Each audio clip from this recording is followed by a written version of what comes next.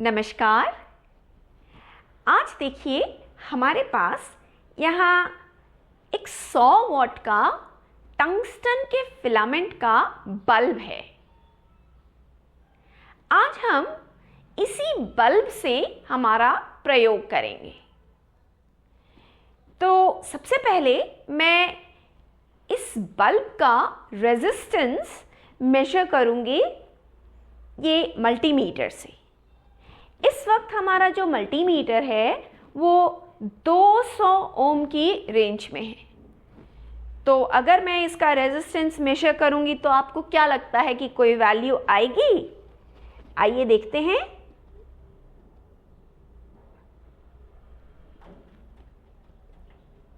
तो ये तो हमारी वैल्यू आ गई और इसकी जो वैल्यू आ रही है ये करीब करीब 39.6 ओम आ रही है। मैं इसकी बैक लाइट जलाकर भी एक बार करती हूँ। तो ये देखिए फिर से आपको दिखाई दे रहा होगा 39.6 या 39.5 के करीब ये रेजिस्टेंस आ रहा है। 100 वॉट के बल्ब का रेजिस्टेंस आ रहा है 39.5 ओम।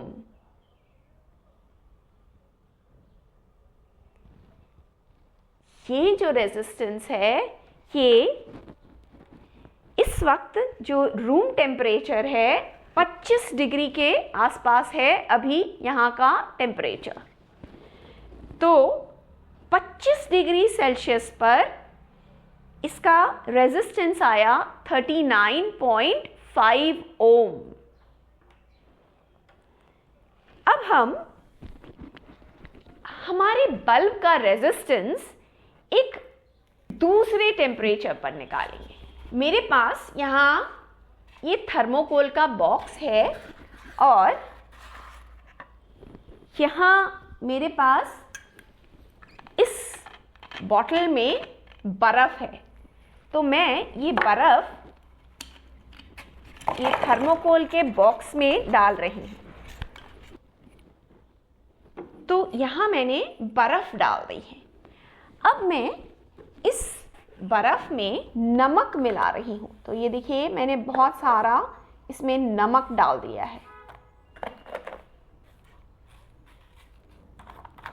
और अब मैं यहाँ थोड़ी जगह बना करके हमारा बल्ब इसमें फिर से डालूंगी। ये देखिए मैंने हमारे बल्ब को इस डिब्बे में डाल दिया है जिसमें बर्फ और नमक है।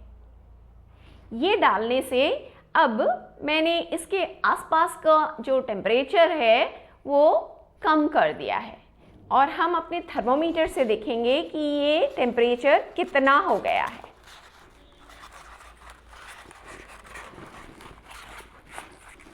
तो आइए देखते हैं।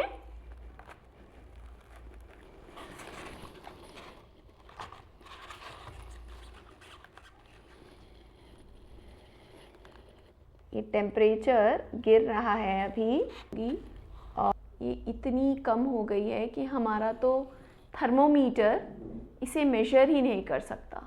तो आप देखिए जहाँ -10 है उसके भी कितना नीचे चला गया है। तो करीब -20 डिग्री सेल्सियस के आसपास का टेम्परेचर हम मान सकते हैं। अब हम इस टेम्परेचर पे हमारे बल्ब का रेजिस्टेंस मेजर करेंगे। तो ये देखिए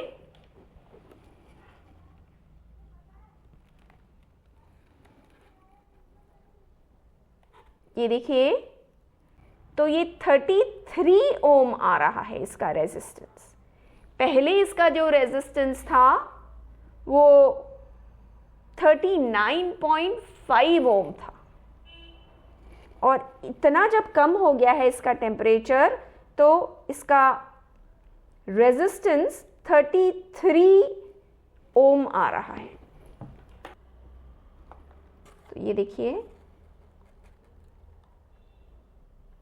तो हमारे पास जो इक्वेशन होता है वो आपको पता होगा कि रेजिस्टेंस का वेरिएशन टेम्परेचर के साथ एक्सप्रेस करने के लिए हम उसे इस तरह से लिखते हैं,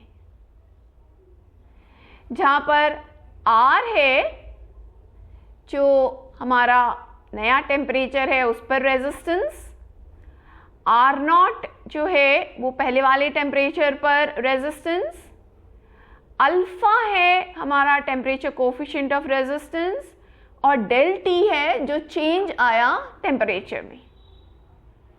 तो डेल टी है, असल में हम लिख सकते हैं उसे T2 माइनस T1,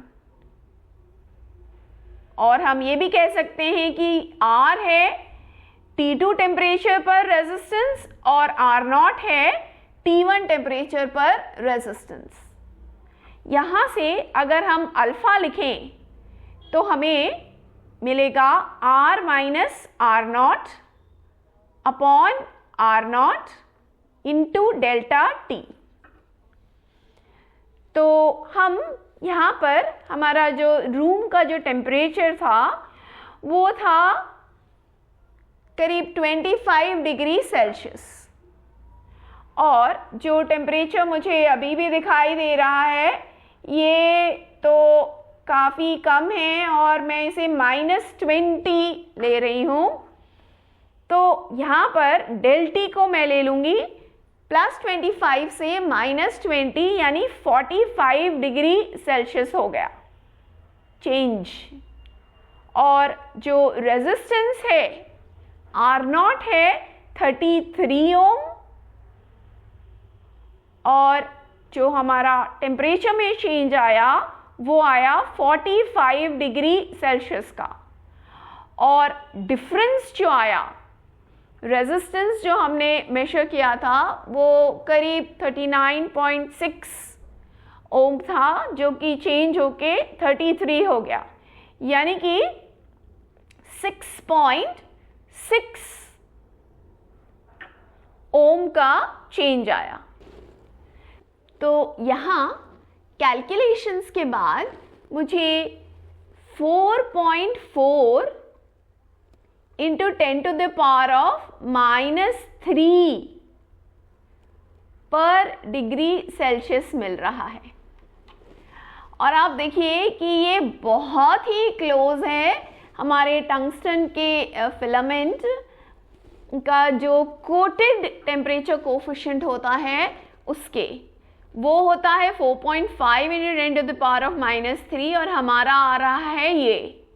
पर ये याद रखें कि मेरा जो यहाँ पर थर्मोमीटर है वो एग्जैक्ट टेम्परेचर अभी कितना है उसे नापने के काबिल नहीं है, पर आपको दिखाई दे रहा होगा कि ये इसका जो पारा है ये -10 के काफ़ी नीचे चला गया है, और मैंने यहाँ से देखा है कि 0 और 10 के बीच में करीब करीब जितना गैप है उतना गैप तो यहाँ हो चुका है, इसीलिए मैंने इसे -20 डिग्री सेल्सियस लिया है।